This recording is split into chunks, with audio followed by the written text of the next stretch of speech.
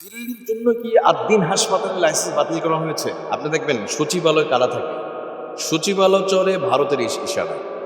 এবং যেই ডাক্তার যিনি এটা আপনার তদন্ত করে রিপোর্ট, তিনি একজন হিন্দু ছিলেন, তিনি হিন্দু, তিনি রিপোর্টটা দিয়েছেন। আর দিন নামটা কি, এসব নামটা যদি দিনের বিষয়। এবং এখানে যে সমস্ত নারীরা এখানে সেবা দেয়, যারা ডাক্তার আছে, ম্যাক্সিমাম মাথায় হিজাব পড়ে। বাংলাদেশে কোনো হাসপাতালে এত সুন্দর পরিবেশ নাই। এটা বাংলাদেশে গর্ব করার মতো একটা হাসপাতাল, যেখানে 250 টাকায় ডায়ালিসিস করতে পারে।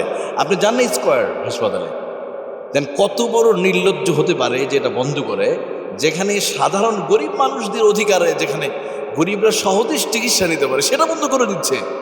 আপনি এভার কেয়ার, আপনি হলি ফ্যামিলি, আপনি ল্যাবিডে যান না, সেখানে আপনার ডায়ালিসিস করতে কত হাজার টাকা লাগে।